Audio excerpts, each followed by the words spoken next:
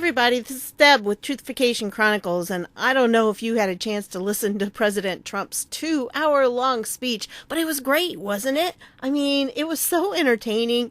I love it when he goes off script, and I'm sure he didn't plan on it being 2 hours long, but it was, and wow, it was just so full of different things.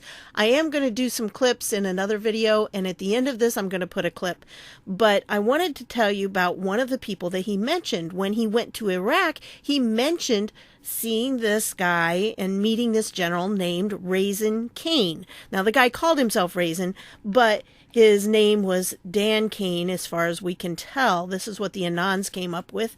They came up with this document, which is a declassified transcript of an interview that he did with the National Guard Office of Inspector General. And it was September 28th, 2001.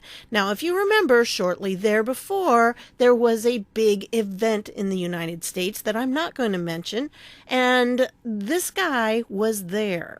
So you can't help but wonder, hey, does he have some information about it that maybe we don't know? And maybe this is why Trump pointed him out so much, because when you hear the clip at the end, you're going to find out that he did. He talked about him a lot. So he mentioned the name quite prominently. And usually when he does that, it's because that's somebody that the Anons need to dig on. It's somebody that they really need to spotlight and to look into. And so this is, like I said, this is what they came up with. And if you look down here, it talks about it. Now, there are some places where it's redacted, not a lot. There's 39 pages, so obviously I'm not going to read it all. And there's nothing huge in this that you can see. However, it does tell, it does have some places where I think some names were redacted and some basic information like what their true mission was when they were up in the air, and he said that he couldn't talk about that and that it was secret. So I don't know what that is. Maybe this is something that will lead to that. This was secret, but now it's declassified as of, I think it was 2014 is when it was declassified. Should say somewhere. I don't know. Anyway, probably at the end. I saw it somewhere. Oh yeah, right here. Declassification date, September 29th, 2014. So it has been declassified, this part of it, but there are still redactions. And again, we don't know for sure what's under those redactions, but it could be very interesting. And I wanted to get this out to you so those of you who enjoy looking through such things can look into it and read through it yourself and listen to what President Trump has to say about him. And there's a couple other things I want to point out in this clip that you're going to hear is he talks about being at the White House all alone, and we know that over Christmas. We know that that's where he was.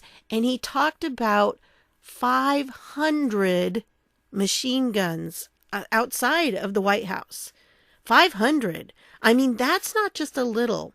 So I think that does maybe lay a little bit more weight on the idea that there was an assassination attempt and they were trying to protect him from that. 500's a lot. And he talks about them being up in the trees and everything.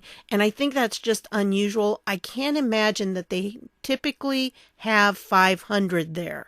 I mean, maybe they have some, but 500's an awful lot of troops. So I'm not sure that that is standard operating procedure for the White House. It doesn't appear to be, in my opinion. But again, maybe there's something I don't know. I know it's it's a fairly large facility, so it could be that they need a lot of people, but that just seems unusual. It seems like a lot more troops than they would typically have to protect him. And so I do think that there probably was something going on, and that likely is why, Nancy Pelosi and her buddies were trying to get out of town because of the bus, and I did a video on that, so you might want to see that video. Anyway, that's what I've got for you on this document. I'll leave the link down below so you can read it for yourself. And will it lead to something? I don't know. But right now, this is the guy, evidently, from what he said, this is the guy he was talking about. And he does refer to himself as Raisin. I think it's like right here. Please identify yourself. Sure, it's Major. At the time, he was Major Dan Caine. I go by Raisin. and I am the Chief of Weapons and Tactics at the 121st Fighter Squadron, 113th Wing, District of Columbia Air National Guard. So, this is the guy, apparently, and it was very interesting that POTUS talked so much about him. So listen to the clip, see what you think about it, and then I'll come back and tie it up at the end. But I was told by a general who I had to fire, I said, "General, how long before we get 100% of the caliphate?" He said, "Sir, 2 years." I said, "I can't take it 2 years." And then I flew to Iraq. First time I left the White House, because I stayed in the White House for months and months, because I wanted the Democrats to get back from their vacations from Hawaii and these other places. And I figured it would look good if I stayed in the White House so that you people all love me and vote for me, okay? I figured it would look good. So I stayed in the White House. And I'll tell you what, I was there. I told my wife, go to Florida, enjoy your Christmas. I stayed for Thanksgiving. I was in the White House for a long time, months. I had cabin fever in the White House. But if you've got to have cabin fever, that's the place to do it, okay? But I was there, I don't know, for a number of months, through Christmas. I spent my New Year's all by myself. Don't cry. It was me and about 500 men and women outside with machine guns. I never saw so many beautiful looking machine guns. I'd look at that equipment, I'd say, man, they sit in the trees, they sit on the lawn. But I sat in the White House for months and months, except I took a day off. I flew to a lovely place called Iraq. And I flew at night, and I got there at night, and I said to myself, this is interesting, because they say, "Sir, all of the lights in the plane, sir, are going off." I say, "Why?" "Because we're getting ready to land. We're an hour out." I said, "What about the shades?" "Well, we want it better than that. Maybe light gets through." So we turned the lights off, put the shades down. This is a big 740 Air Force One. And we're landing, and I go up and I look. And I've landed. I like to sit with pilots. I respect people that know what they're doing. And these are the best in the world. I really do. These are the best in the world. And the pilot says, "Sir, we're landing in approximately 1.5 minutes." I say, "But there's no runway." "No, sir, the runway's right up there, sir." I say, "I don't see it. I have pretty good vision." At least for my age, I have good vision. I guess for my age, I have great vision, but I don't have vision like a 35-year-old captain. He said, "No, it's right up there." I said, "I'm sorry, Captain. How about this? Should we lift off and try to get Captain? There's no runway." Anyway, no, he said, "Right up there." Now we land. There's practically no lights. These are little pin spots. And I said, think of this. We spent $7 trillion in the Middle East, and we can't land a plane with the lights on. 20 years later. How bad is that? No, seriously, how bad is it? How bad is it? $7 trillion, and we have to fly in with no lights. But I met some incredible people. Generals. One of them came from Syria, the operation in Syria. And I was upset with my generals because they weren't getting it finished. I want the job done. I want to bring our people back home.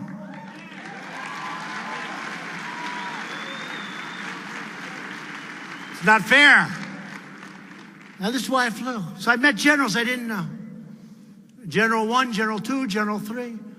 I mean, these generals, there's no person in Hollywood that could play the role. These guys are like perfect people. I said, "What's your name?" "Sir, my name is Raisin." "What the hell kind of a name?" I said, "Raisin, like the fruit?" He goes, "Yes, sir, Raisin." "What's your last name?" "Caine, Raisin Caine." I said, "You gotta be kidding." It's true. Raisin Caine, I just made him a big star. just like I did with Mattis when I said, we're going to give you a new nickname, because Chaos is not a good nickname. So we changed his name. Called him Mad Dog. But it wasn't working too well. Mad Dog wasn't working too well. So what happened is I flew to Iraq. I wanted to meet the people on the site, because I learn more sometimes from soldiers, what's going on, than I do from generals. I do. I hate to say it, and I tell that to the generals all the time. But I didn't have to go there. I didn't have to go there, because I meet, and I landed this airport, the most incredible thing. We must have spent $3 billion building it. It's one of the reasons I don't want to leave Iraq so fast. I said, how do we leave this thing? So I have Raisin Caine, 3 other generals, colonels, sergeants, and I said, bring the cameras, I'm going to make a movie. This is the most incredible thing. And I said to the generals, listen, we got to get out. I want to know, why is it going to take 2 years to knock off 2 or 3 or 4%, which is what we had left? It won't, sir. I said, tell me why it won't. It won't, sir. If we attack them in a different manner, we can do it much faster. Okay, General Raisin Caine, how fast can... Sir, we can have it totally finished in 1 week. I said, 1 week? I was told 2 years. 1 week. That's right, sir. We're only hitting them from a temporary base in Syria. But if you gave us permission, we could hit them from the back, from the side, from all over, from the base that you're right on right now, sir. They won't know what the hell hit them.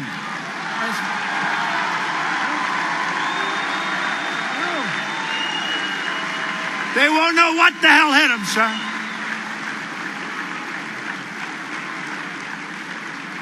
And I said, why didn't my other generals tell me that?